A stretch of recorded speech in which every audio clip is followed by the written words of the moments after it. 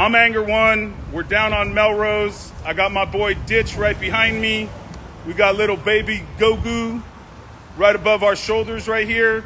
And it was Dytch called me to just, he wanted to paint. He felt like he was doing too much of his regular job, advertisement shit, doing shit for other people, which is, something that we all get into when we get this work going professionally, right? So Dytch needed a place to express himself, and I do my job of curating the walls down here on Melrose. And I said, hey, I got a perfect wall for you. And I gave him this wall that's right between Poinsettia and Fuller, right? We've been painting this wall since probably 92, 93. And before us, it was like WCA was down here painting this wall also. So it has like super historical values to this area. And Dytch is a diehard fucking Star Wars addict. I mean, just diehard. I mean, if you go to his page, you'll see nonstop fucking Star Wars, dude. Him and his girl are just diehard addicts, right? For sure. Yeah. So he wanted to rock this, and I said, you just got to rock a CBS because it's street side, and, CBS got to get the fucking street side spot. So that brought us to talking about the rest of the area, which we're going to walk through pretty soon. And we started talking about that we should just paint not only this little spot and the wall that it's connected to, which I'll show you in a second, but we want to paint the whole alleyway Star Wars. We fuck it, dude. We haven't done anything jaw-dropping in a long time, and we want to do a fucking sick-ass production, a fucking installation more, right? And we want to fucking rock it for our public, for our fan base, and mostly for ourselves. Okay? So that's why we're here. I'm going to turn the camera around, and Dytch is going to give you his history on being down on Melrose a little bit, so you'll be able to get a little bit of knowledge from him. And after that, we're going to just walk a little bit, and we'll show you some of the walls that are going to be going up. And we'll talk about some of the artists that are going to be out here in the next couple weeks as we rock these walls. I hope that you're able to take some time and swing through. Maybe you'll bring your kids. Maybe you'll bring your dogs. Maybe you'll bring your grandma. Whatever. Everybody fucking loves Star Wars. Come on. Who the fuck am I kidding? I'm a fucking Star Wars nerd too. And I haven't seen all the movies. But I love the fucking art. And it's such a great basis for people that grew up in the 70s, which is me.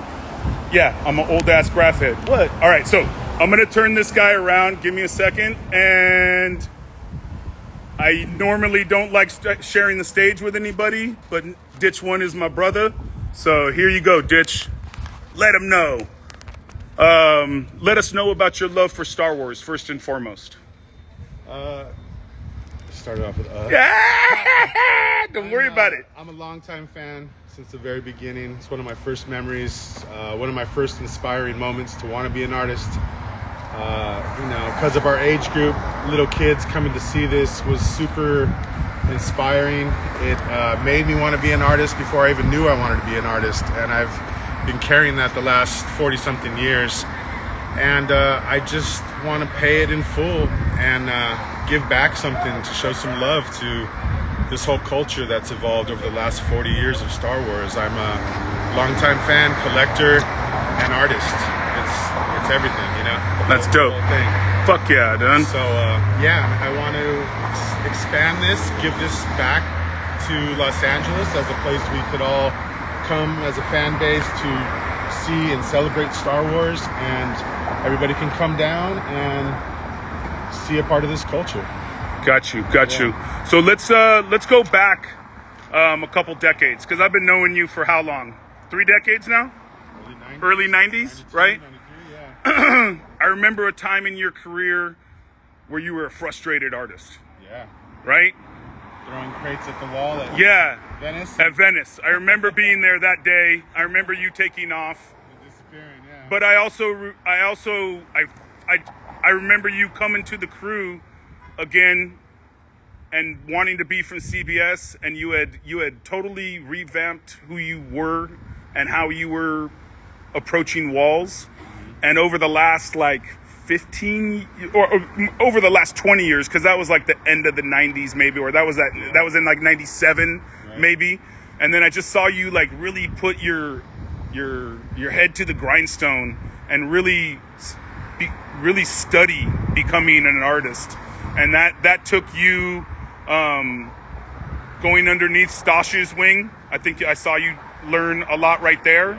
And from there, I've just seen you totally become your own entity. Somebody that isn't controlled by anybody else in some sort of sense, right? They're not deep strings that are in your fucking veins, right? I mean, somebody has to tell you, and hey, I want this painted, and you'll paint them for them. So like, what happened that you were doing graph at some part of your life, and then you took it to a professional level where you were painting ads for Ford, you were painting Spider-Man for Marvel, you know what I mean? Like, you've been able to like really do a good job in that area, and you learned a lot. Tell the public, not me, I know you. Tell the public about your kind of journey to be from being in the streets, being an artist, and then lacing up walls like this sick ass production behind us. All right, shoot. Yeah, I think it was that moment that we talked about at Painting at Venice. I think that, well, maybe that was a B-Boy Summit. I think one of the last B-Boy Summits where it was still the pavilion and we were painting there. Right. And I just got super frustrated because I couldn't get the things out of my head, and I didn't understand how to create those things because we're not schooled in that sense. Graffiti is a very tight-niched, we don't necessarily share in that way. So I got really frustrated, threw my crate at the wall, gave up, walked away, and I didn't come back until I figured it out, basically. So what I did was I went back, learned all the things I didn't know how to do, took workshops, took classes, studied, and just tried to better myself completely as an artist. And I was lucky enough to have some teachers that said, this is a formula that you apply in art, and you can use it in whatever medium you want. And they said, you're free to go back to doing graffiti and take the skill.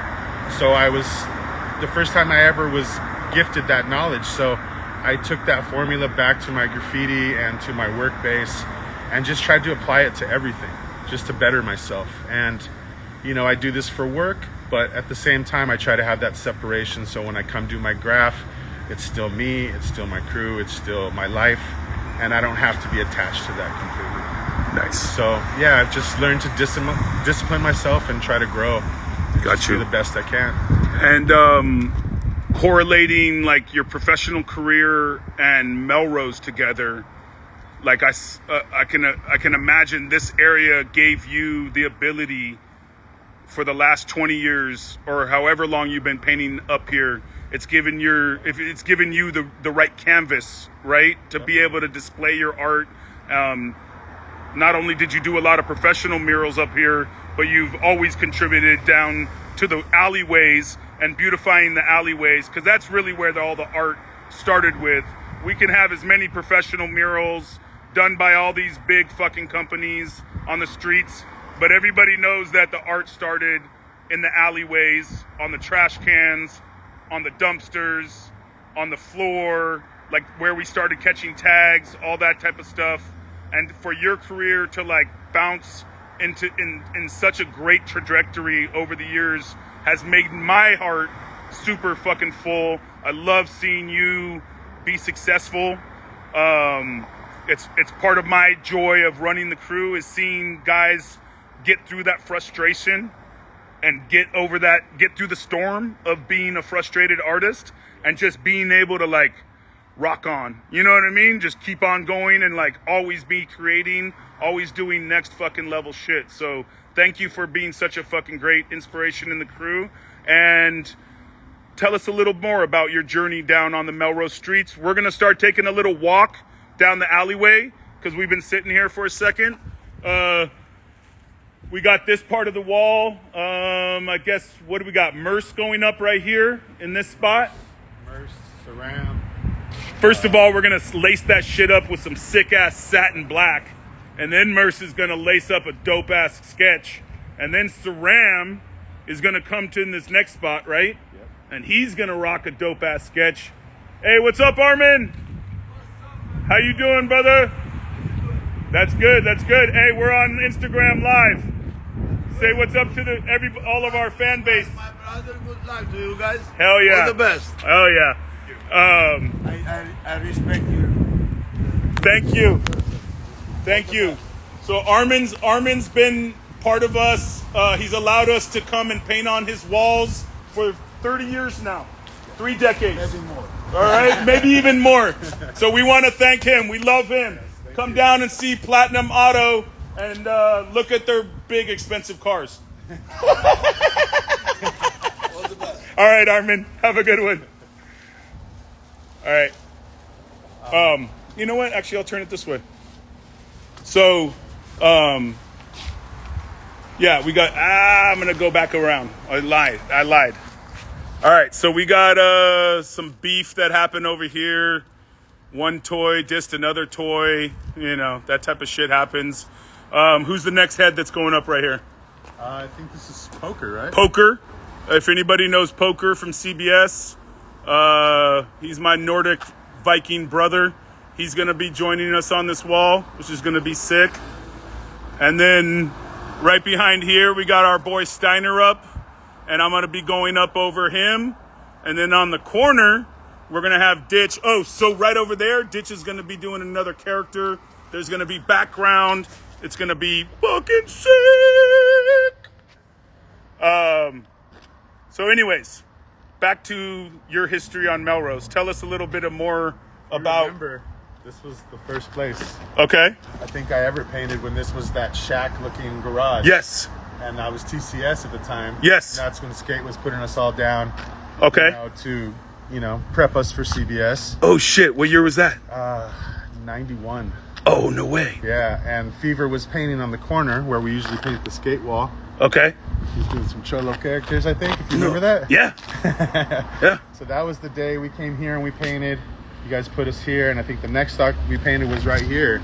This is literally where it began for me. Wow, trip, Yeah, just random coincidence. Yeah, exactly. And now, we're able to take this full circle, 30 years later? Yep. And just go hard. That's awesome, man. Super excited about it. That's a trip that it's this out.